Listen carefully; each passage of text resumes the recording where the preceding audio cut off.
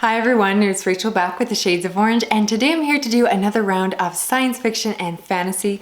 I have been binge reading through sci-fi thrillers lately. It's just all I want to read, and I found some fantastic new ones. I think quite a few of these are underhyped, so hopefully these will be some new recommendations to you. And then I also read some fantasy, which I'll talk about at the end. I have mixed feelings about it. Let's get started. First, let's talk about the good, and those are the science fiction thrillers that I read. The first one being Obscura by Joe Hart, and this is set in a near future where there is a disease that's similar to dementia, so people lose their minds, and it's also one that is terminal, meaning that people are going to die quite quickly from it. The story is told from the perspective of a woman who has lost her husband to this disease and has now found out that her daughter is suffering from it as well. She is a scientist in the field where she is looking to find a cure for this disease, but she doesn't have the research funding and is soon going to have to stop. However, she is approached by a government official that says that the government will help to fund her research, but in order to do so, they're asking her to take a small sabbatical and actually go into space because there are astronauts that are having similar symptoms and they want to see if it's actually the disease or if something else is going on. Because she has not a lot of options, she decides to go and do this even though she's reluctant to leave her daughter behind. It's not supposed to be a long mission, so she goes ahead, and because this is a thriller, trust me that there is a lot more going on. There are secrets, there are twists and turns, and a lot of things that we as a reader did not know when we picked up this book, and I really enjoyed going along. I had no idea where the story was going myself and really enjoyed the ride. I enjoyed the parts of the story that involve space. This book is more of a thriller, but some people almost describe it as like space horror, and it does lean into that a little bit, but it's really more thrilling than horrifying. But overall, it's a very good story that at its center is really about the woman and her love of her family and daughter and what she is willing to do to get back to her. So if you're looking for an underhyped space thriller, this is definitely one to check out.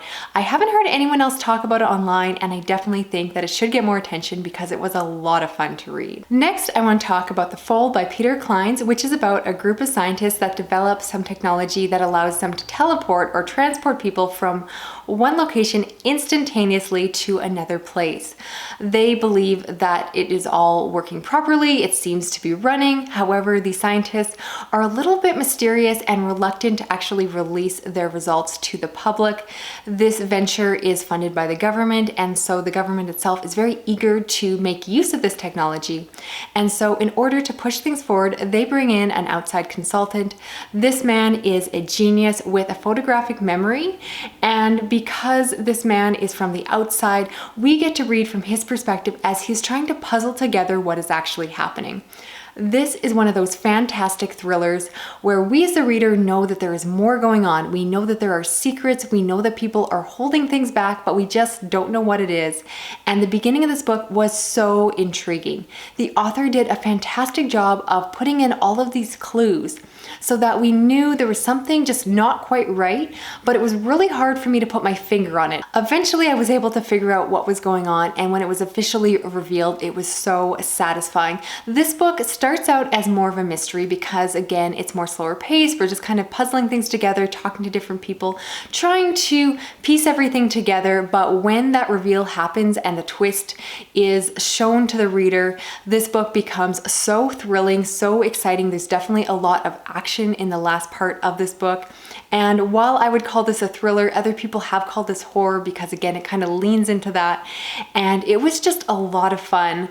The main character did remind me of almost like a Sherlock type character because there is a lot of tiny moments where he is noticing little tiny details and tying it into the larger story. And I think especially for anyone who enjoys the BBC version of Sherlock, this book will have a lot of similar appeal to you. So definitely recommend this one. Again, I feel like this one is underhyped. I do not see enough people talking about it online. If you do look on Goodreads, you will notice that this book is listed as the second book in a series, but it's a very loose companion series that's only loosely linked to the other books, so you can absolutely start here. It's really independent. The story, the characters are all unique to this book. And yeah, I would just definitely recommend it. It was so much fun. Now, finally, for science fiction, I want to talk about Saturn Run by John Sandford and Ctein, and this is another sci-fi thriller that is set in a fairly close future where humans have discovered that there is something decelerating towards Saturn, and because that doesn't happen naturally, they believe that there is possibly an alien presence that is headed towards the planet. And so we follow both the American government as well as we see the Chinese government rushing to make plans to launch rockets and take off to find out what or who is at Saturn. And I thought the premise of this one was so gripping. I did this on audiobook and I definitely recommend it because the performance was amazing. The first part of this book really is a space race, and so we get to see a lot of the science as the governments are trying to figure out the fastest way to get there, the most efficient way, and they're trying to beat each other. So it's all about getting that little edge on the competition, and it was very gripping. And then the story moves on as they are traveling towards the planet, trying to get ahead of the other ship. And once they get there, you get to actually see what is happening on Saturn, and it was so gripping. I was completely pulled in. I wanted to know the mystery. I wanted to know what was happening. Are there aliens? And it was just gripping from start to finish, and I really did enjoy it. So I would definitely recommend this one. It does have a lot of hard science. The co-author of this one, I understand, is actually someone with a science background, and he was brought in to make sure that the science used in this book was at least possible and was grounded in modern technology and just extrapolated into the future.